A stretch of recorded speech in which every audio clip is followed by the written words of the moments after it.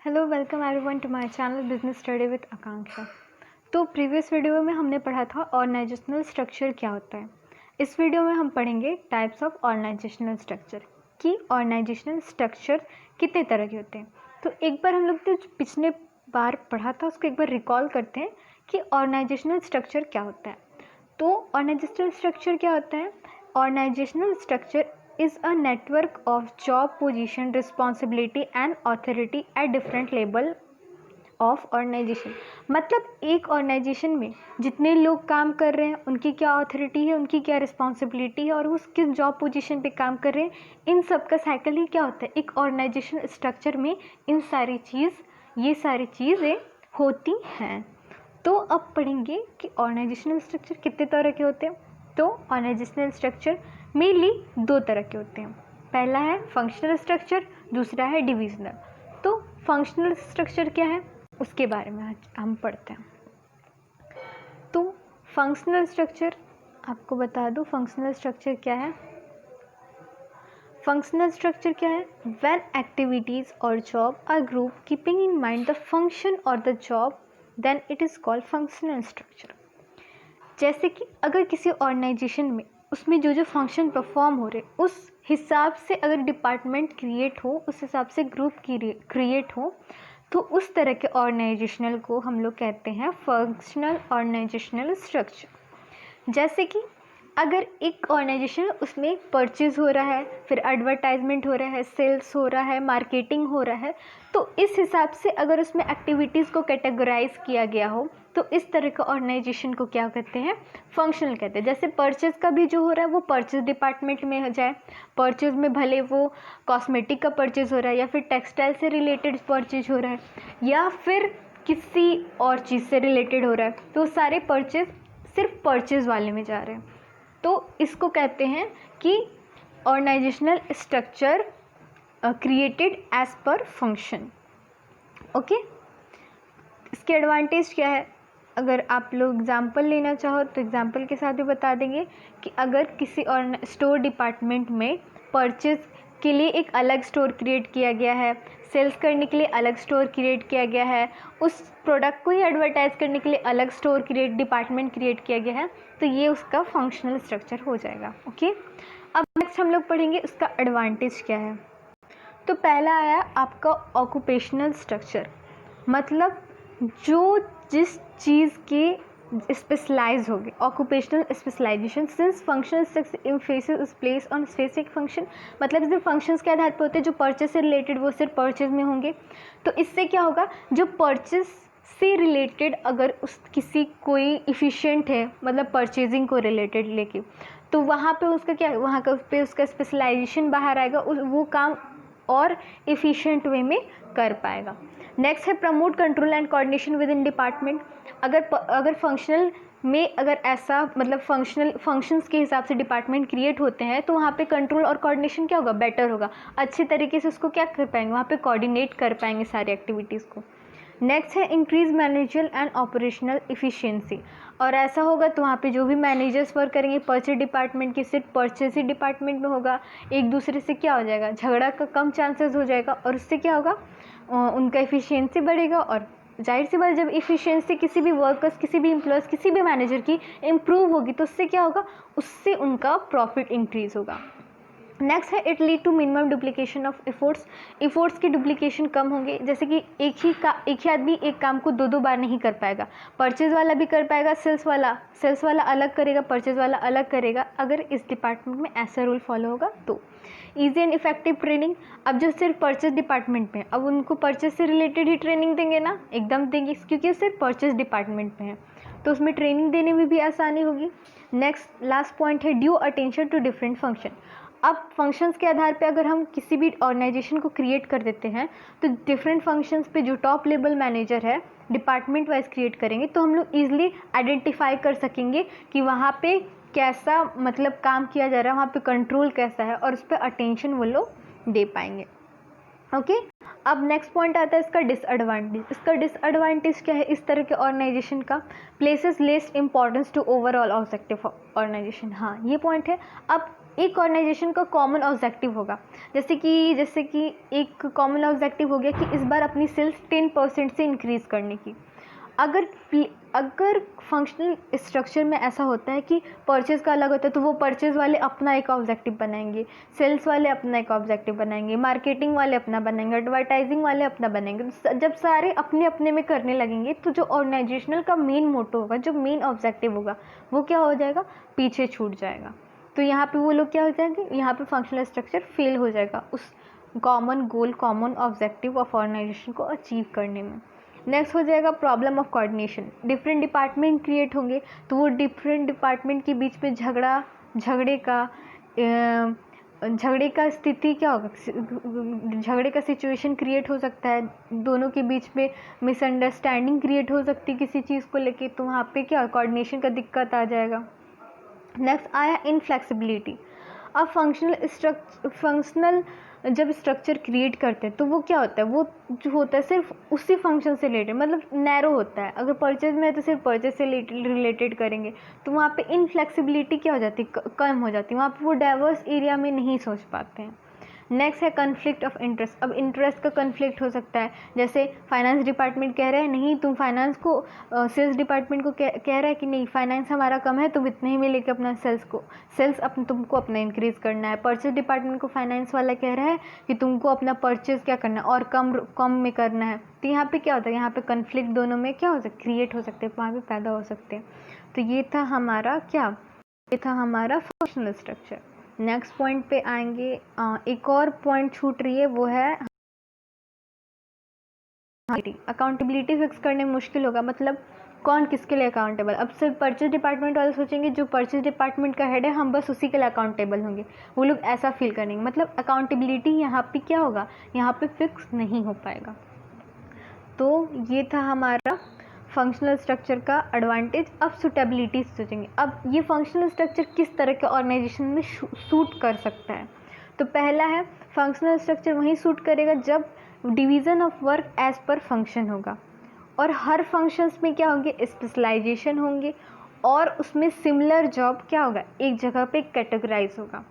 और वो जो ऑर्गेनाइजेशन मेनली, ये सबसे इसका क्या है, सबसे मेन इसका सूटेबिलिटी का सबसे मेन पॉइंट है वो ये है कि वो जो ऑर्गेनाइजेशन होगा वो सिर्फ एक ही प्रोडक्ट में काम कर रहा होगा। अगर डाइवर्स में काम कर रहा होगा तो वहाँ पे ये वाला फंक्शनल स्ट्रक्चर नहीं सूट कर पाएगा, वहाँ पे आपको डिविजनल लाना पड़ेगा। क्योंकि अगर वो बहुत वेरियस रेंज ऑफ प्रोडक्ट्स में काम कर रहा है, जैसे कि मान लो उसका सोप में वर्क कर रहा है, अब वो सोप से शैम्पूज़ में जाएंगे, शैम्पूज़ से फेस वॉश में जाएंगे, फेस वॉश से वो लोग कंडीशनर भी क्रिएट करने लगे, तो वहाँ पे ऐसा ऑर्गेनाइजेशनल स्ट्रक्चर वहाँ पे ऐसा फंक्शनल स्ट्रक्चर नहीं क्रिएट हो सकता है, वहाँ पे डिविजनली सूट करेगा। तो वहाँ पे ऐसा फंक्शनल स्ट्रक्चर सूट नहीं करेगा। नेक्स्ट पॉइंट आता है हमारा डिविजनल स्ट्रक्चर। डिविजनल स्ट्रक्चर अब क्या होता है, when the organization is large in size and producing more than one type of product। जैसे कि मैंने अभी बात किया, सोप भी प्रोड्यूस कर रहे हैं, साथ में सोप के साथ शैम्पू भी प्रोड्यूस कर रहे हैं, शैम्पू के साथ आप कंडीशनर भी कर रहे हैं, कंडीशनर के साथ साथ ही आप फेस वॉश भी प्रोड्यूस कर रहे हैं। तो अगर उस तरह की एक्टिविटीज़ वाला कोई ऑर्गेनाइजेशन होता है और उसको यहाँ पे क्या प्रोडक्ट वाइज किसी ऑर्गेनाइजेशन में ग्रुप किया जाता है कि शैम्पू से related purchase, sales, advertise, marketing एक कैटेगरी में आएगा, तो वैसे ऑर्गेनाइजेशनल स्ट्रक्चर को हम लोग क्या कहते हैं, डिविजनल ऑर्गेनाइजेशनल स्ट्रक्चर। ओके, तो यहाँ पे यहाँ पे एग्जांपल भी दिया गया है कि अगर organisation soap, textile, medicine, cosmetic, इन सारे वेरियस रेंज ऑफ प्रोडक्ट में वर्क करे और उसको मेडिसिन डिपार्टमेंट के जितने भी परचेज, सेल्स, एडवर्टाइज, मार्केटिंग होगा उसको ग्रुप करेंगे एक प्रोडक्ट कैटेगरी के अंदर, तो वो क्या कहलाता है, वो हमारा कहलाता है डिविजनल स्ट्रक्चर। इसका पहला आएगा प्रोडक्ट स्पेशलाइजेशन। इसमें क्या था, ये प्रोडक्ट स्पेशलाइजेशन था। उस वाले में क्या था, इसमें था ऑक्यूपेशनल स्पेशलाइजेशन, मतलब जिस तरह के काम उस तरह का स्पेशलाइजेशन। लेकिन इसमें इस वाले पॉइंट में क्या है, इस वाले पॉइंट में प्रोडक्ट स्पेशलाइजेशन, मतलब जिस तरह के प्रोडक्ट होंगे उस तरह के स्पेशलाइजेशन होगा।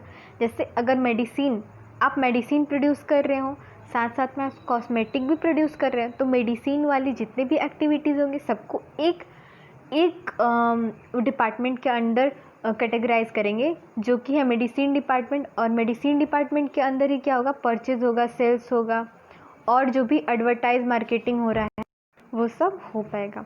ठीक है। नेक्स्ट पॉइंट हमारा आता है फास्ट डिसीजन मेकिंग। अगर प्रोडक्ट स्पेशलाइजेशन होगा तो उस प्रोडक्ट से जितने भी डिसीजन होंगे तुरंत ले सकेंगे। मान लो कि मेडिसिन में कुछ चेंजेस आ रहा है, कॉस्मेटिक में नहीं आ रहा है, तो मेडिसिन में अगर बिजनेस एनवायरनमेंट में कुछ चेंज आया तो उस हिसाब से वहाँ पे वो डिसीजन लेने में आसानी होगी, पूरे डिपार्टमेंट को उस चेंजेस को नहीं झेलना पड़ेगा। इसमें ये एडवांटेज होगा। नेक्स्ट है अकाउंटेबिलिटी। यहाँ पे अकाउंटेबिलिटी भी अच्छे से बैठेगी। जिस प्रोडक्ट में स्पेशलाइजेशन होगा उसी में सारा परचेज, सेल्स, मार्केटिंग, एडवर्टाइजमेंट हो रहा है, तो वहाँ पे अकाउंटेबिलिटी क्या होगी, अच्छी होगी। वहाँ पे फ्लेक्सिबिलिटी भी होगी, फ्लेक्सिबल होगा क्योंकि वहाँ पे फास्ट डिसीजन मेकिंग हो रहा है, तो वहाँ पे वो फ्लेक्सिबिलिटी वहाँ पे जाहिर सी बात है होगी। एक्सपेंशन और ग्रोथ में भी ऐसे ऑर्गेनाइजेशन मदद होगा कि अगर जब different activity, different products, different line of products है, तो उसमें की एक्टिविटीज़ एक ग्रुप में कर रहे हैं, तो अगर हमको किसी और चीज़ में अपने ऑर्गेनाइजेशन को डाइवर्स करना है, सिर्फ आपका मेडिसिन कॉस्मेटिक है, अगर आप उसको में टेक्सटाइल भी ऐड करना चाहें तो ईजिली क्या होगा, आप उसमें ऐड कर पाएंगे, डाइवर्स प्रोडक्ट उसमें ला पाएंगे। डिसएडवांटेज क्या होगा, इसमें ज़्यादा रिसोर्सेज की ज़रूरत होगी, क्योंकि आप ज़्यादा प्रोडक्ट्स, लाइन ऑफ प्रोडक्ट्स में क्या कर रहे हैं, डाइवर्स कर रहे हैं अपने एक्टिविटीज़ को, तो उसमें रिसोर्सेज जाहिर सी बात है ज़्यादा लगेगी। Let's say product focus department, हाँ ये हो जाएगा। कॉमन गोल भी यहाँ पे इस डिपार्टमेंट में भी छूटेगा, सिर्फ वो अपने प्रोडक्ट पे ही फोकस करेंगे। नेक्स्ट है कन्फ्लिक्ट होगा। दोनों का ये डिसएडवांटेज कॉमन है। कॉन्फ्लिक्ट जाहिर सी बात है, जब डिपार्टमेंट अलग अलग होंगे प्रोडक्ट्स के हिसाब से, तो कॉन्फ्लिक्ट तो पैदा होना जाहिर सी बात है, हर डिपार्टमेंट में होता है भाई, यहाँ पे भी हो सकता है, तो कॉन्फ्लिक्ट वाली कोई बात नहीं है। नेक्स्ट बढ़ते हैं, इंक्रीज इन कॉस्ट में इंक्रीज आएगा, जाहिर सी बात है, थोड़ा सा दिमाग लगाओ। अगर आप अपने एक्टिविटी को डाइवर्स करेंगे तो वहाँ पे क्या होगा, वहाँ पे आपको रिसोर्स ज़्यादा होगा, और रिसोर्स ज़्यादा होगा तो आपका कॉस्ट भी ज़्यादा होगा, परचेज करना पड़ेगा आपको इतना रिसोर्स। ओके, तो नेक्स्ट पढ़ते हैं हम इसका सुटेबिलिटी। ये सुटेबल किस तरह के ऑर्गेनाइजेशन में है, तो पहला पॉइंट आता है, ये सिर्फ जो डिफरेंट लाइफ मतलब डाइवर्स, जब अपनी एक्टिविटी को हर बार डाइवर्स करते रहें, डिफरेंट लाइन ऑफ प्रोडक्ट अपने ऑर्गेनाइजेशन में ऐड करते रहें, तो वहाँ पे ये क्या होगा, सुटेबल होगा। नेक्स्ट है ऑर्गेनाइजेशन विच रिक्वायर प्रोडक्ट, और प्रोडक्ट स्पेशलाइजेशन जो ऑर्गेनाइजेशन है वहाँ पे ये सूट करेगा। नेक्स्ट है organisation which require each division to be self contain and under divisional structure, each department has production, sales, finance department. और वैसा ऑर्गेनाइजेशन जो चाहता हो कि वो सेल्फ पे डिपेंड रहे, मतलब एक प्रोडक्ट का वो खुद पे डिपेंडेंट रहे, तो उस ऑर्गेनाइजेशन में ये काम आ सकता है। ग्रोइंग कंपनी, और वैसी कंपनी जो ज़्यादा ग्रो कर रही है, उसको फ्यूचर में different line of product add करना, तो वहाँ पे इस तरह का ऑर्गेनाइजेशन स्ट्रक्चर सूट कर सकता है। ये डिफरेंस है ऑर्गेनाइजेशनल स्ट्रक्चर में और फंक्शनल स्ट्रक्चर में। क्या डिफरेंस है, फॉर्मेशन के आधार पे ये फॉर्म होता है एज पर फंक्शन, डिविजनल कैसे होता है, एज पर देयर प्रोडक्ट, जिस तरह से प्रोडक्ट आते हैं। Okay, accountability and responsibility, functional structure में अकाउंटेबिलिटी फिक्स करना में मुश्किल होती है, और क्योंकि यहाँ पे सारे डिपार्टमेंट क्या रहते हैं, एक दूसरे से इंटरडिपेंडेंट रहते हैं। और डिविजनल में क्या होता है, यहाँ पे अकाउंटेबिलिटी ईजिली फिक्स रह सकती है, क्योंकि यहाँ के जो डिपार्टमेंट होते हैं वो इंडिपेंडेंट होते हैं। नेक्स्ट है इकोनॉमिक कॉस्ट। फंक्शनल स्ट्रक्चर क्या होता है, इकोनॉमिकल होता है, मतलब ये ज़्यादा कॉस्टली होता है। डिविजनल क्या होता है, ये ज़्यादा इकोनॉमिकल नहीं होता है, क्योंकि यहाँ के जो डिफरेंट डिपार्टमेंट है इसके अपने खुद के अलग अलग रिसोर्सेज की ज़रूरत होगी।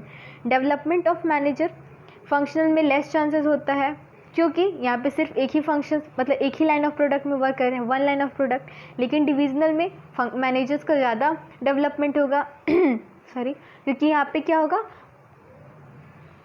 यहाँ पे हम लोग मल्टी फंक्शन, मतलब डिफरेंट लाइन ऑफ प्रोडक्ट होगा, तो यहाँ पे डिफरेंट तरह के मैनेजर इनोवेटिव आइडियाज़ अपने क्रिएट कर पाएंगे, और यहाँ पे वहाँ पे उनका डेवलपमेंट ज़्यादा होगा।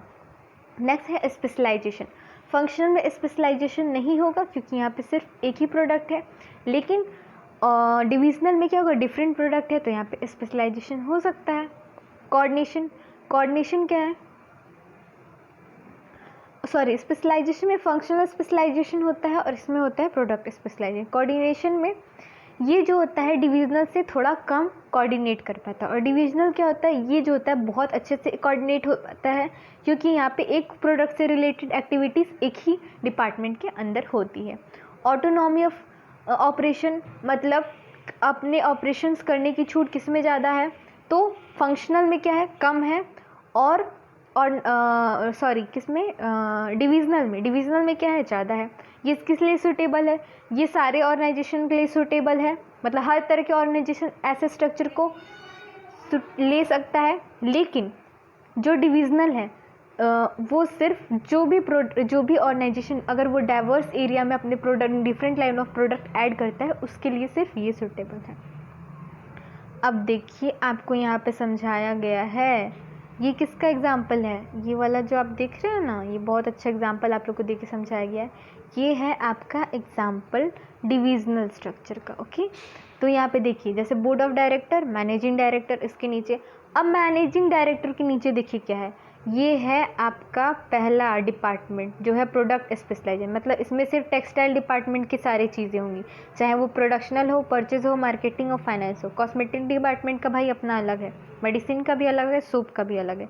लेकिन वही बात अगर हम इसकी करें, किसकी, वो था हमारा फंक्शनल की, तो फंक्शनल में अलग होता है। प्रोडक्शन में processing, quality control, repair, maintenance, ये सब अलग होगा। मार्केटिंग में अपना अलग करेंगे, फाइनेंस अलग करेंगे, परचेज अलग करेंगे। आप लोग डिफरेंस देख रहे हो, बहुत ज़्यादा डिफरेंस है, इसलिए इसको अपने माइंड में फिट रखिएगा। एक नंबर के क्वेश्चन में ऐसा क्वेश्चन पूछ सकता है कि ये इस टाइप का अगर ऑर्गेनाइजेशन है तो ये कैसा ऑर्गेनाइजेशन स्ट्रक्चर इसके लिए बेटर रहेगा, फंक्शनल या फिर ऑर्गेनाइजेशनल। मेरे से एक स्टूडेंट ने कहा है कि केस स्टडी डिस्कस करने के लिए, तो मैं इस चैप्टर को कंप्लीट करने के बाद से केस स्टडी पिछले चैप्टर से शुरू करेंगे। मतलब चैप्टर 1 में बहुत कम है, अगर स्टार्ट करना चाहे तो मैं वहाँ से भी कर सकती हूँ। तो चैप्टर 2 से मेनली स्टार्ट करेंगे हम लोग केस स्टडी डिस्कस करना। ओके, ये था हमारा फंक्शनल और डिविजनल स्ट्रक्चर। ओके, उसके बाद से हम लोग पढ़ेंगे ऑर्गेनाइजेशनल के टाइप्स, फॉर्मल ऑर्गेनाइजेशन और इनफॉर्मल। तब तक के लिए इतना ही। नेक्स्ट वीडियो में इस चैप्टर को आगे कंटिन्यू करेंगे और जल्दी ये चैप्टर कंप्लीट हो जाएगा। तब तक के लिए मुझे दीजिए इजाज़त। Stay connected with my channel business study with Akanksha. और अगर आपको मेरा वीडियो पसंद आया तो इसको लाइक, सब्सक्राइब और शेयर करिए। That's all, thank you.